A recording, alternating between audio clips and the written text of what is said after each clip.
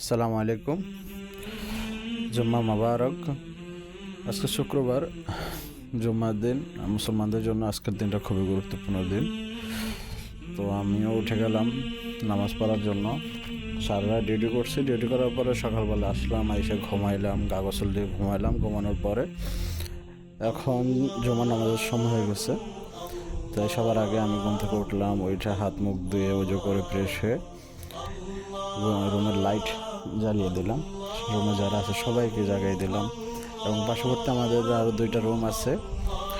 তো একটা রুমের তালা বদ্ধ, আরেকটা রুমে গেলাম, গিয়ে ওরা ওই রুমে 4 জন আছে, তাদের সবাইকে ডাক দিচ্ছি যে নামাজ পড়ার জন্য, যে আসলে নামাজ পড়তে যাব। দেন ওইখান থেকে একজন উঠে আসছে, আর 3 জন ঘুমায় রয়েছে। তারা একটু ক্লান্ত, যাবে না আজকে হয়তোবা। তারপরে বলে আসলাম যে আসো নামাজ পড়ার জন্য। তারপরে বলে আসলাম আসো নামাজ পড়ে আসি। তো তাদেরকে জাগিয়ে আসে নিজের রুমে আসলাম। নিজের রুমে আসে আস্তে ধীরে সব কিছু নিজে রেডি হলাম। রেডি হয়ে ফ্রেশ হয়ে এবার নামাজের উদ্দেশ্যে বের হলাম। দাঁড়িয়ে আছি রাস্তার উপরে। আমাদের সাথে আরও 2-4 জন যারা যাবে তাদের জন্য দাঁড়িয়ে আছি, অপেক্ষা করতে আসছি। আর পাশাপাশি নিচের যে জায়গায় থাকি, যে রুমে থাকি, তো ওইটা চারপাশ দেখাচ্ছি যে আমাদের মোল্লা, যে সবসময় প্রতিনিয়ত নামাজ 5 ওয়াক্ত নামাজ পড়ে, 1 ওয়াক্ত নামাজ হয়। যদিও আমার 2-1 তো নামাজ মিস যায়। তো ও আসার পরে সে বলতেছে যে আমাদের এখানে মসজিদ 2টা, একটা হচ্ছে কাছে, আরেকটা হচ্ছে একটু দূরে। তো সে বললো যে আজকে দূরে নামাজ পড়তে যাবো, আগের পুরানো একটা মসজিদ আছে যেখানে আমরা সবসময় নামাজ পড়তাম, সেখানে যাবো। সে বলতেছে সেখানে যাবে। তো আমি বললাম ঠিক আছে, তাহলে অপেক্ষা করো, আমি গাড়ির চাবি নিয়ে আসি। তো আমি গাড়ির চাবির জন্য নিয়ে আসলাম। সে এখানে দাঁড়িয়ে দাঁড়িয়ে চারপাশে ভিডিও করতেছে। দেন আমি গেলাম, গিয়ে গাড়ির চাবি নিয়ে আসলাম। নিয়ে এসে যে গাড়িটাকে স্টার্ট করলাম, তাকে বললাম আসো। সে বসলো, গাড়ির লকটা খুলে দিলাম, তাকে বসিয়ে দিলাম। এবং একটু পরে আমাদের আবার ওই সিরাজ ভাই আছে, সে আসলো। সিরাজ বসলো, এই যে আমাদের সিরাজ ভাই বসে বসাই দিলাম। দেন তারপর আমরা বিসমিল্লাহ করে, এর ভিতরে আবার আমার ঠাস করে আমার হাত থেকে মোবাইলটা পড়ে গেল। মোবাইলটা রাখার জন্য স্ট্যান্ড যেটা, সেটা নেই। তো তারপরে আমি গাড়িটাকে ব্যাগ দিয়ে সুন্দর করে রাস্তা দিয়ে নিয়ে যাচ্ছি মসজিদের দিকে ধীরে ধীরে। এই রাস্তাটা আমার পরিচিত খুবই, কারণ আমার যেহেতু আমি রেস্টুরেন্টে চাকরি করি, আমাকে প্রতিদিন খাবার ডেলিভারি দিতে হয়।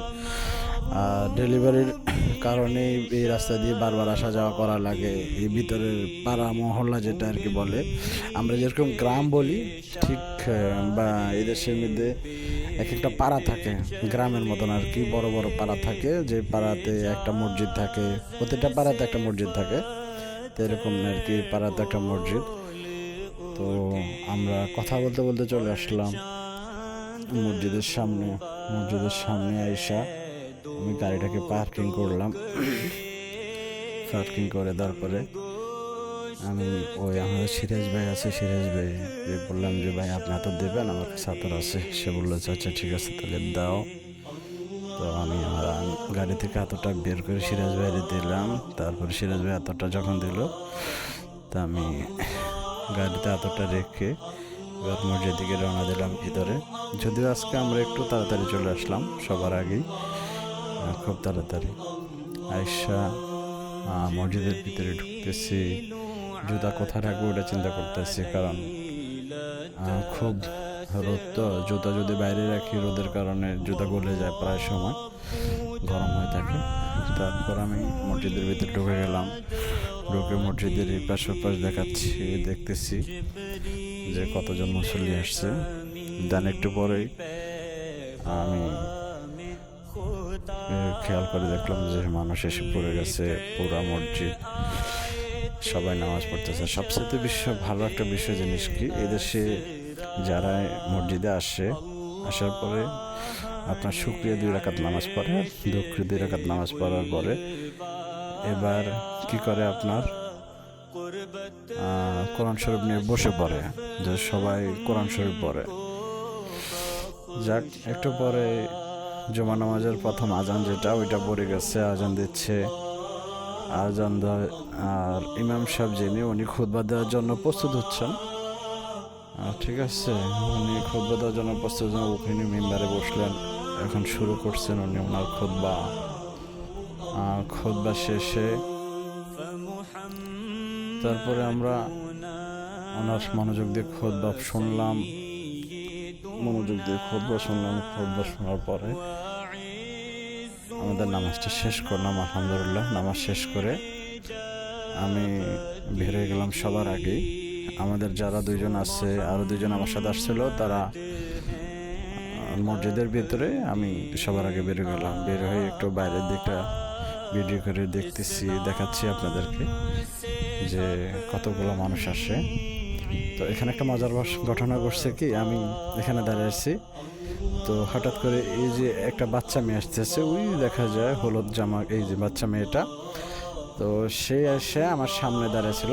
মাশাআল্লাহ, অনেক কিউট, আল্লাহর অশেষ রহমত, তাকে আল্লাহ নিজ হাতে তৈরি করছে।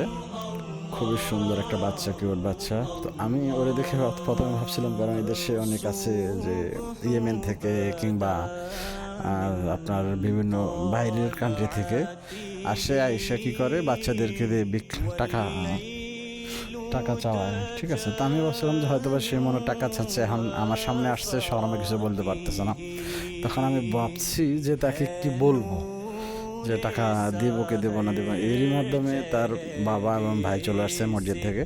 তা আমি মনে মনে বসে, যাক ভালো হয়েছে, আমি যদি এখন দিতাম তাহলে হয়তো তার বাবা কিংবা ভাইয়ের কাছে বললে আমাকে বকা দিত।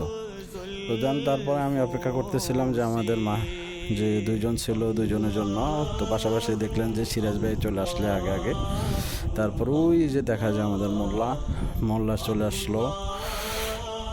মোল্লা চলে আসার পরে মোল্লা গাড়িতে আসে বসে, আর আমরা আবার এই যে আমার সামনে আছে সাজনা গাছ নিয়ে কথা বলতেছিলাম।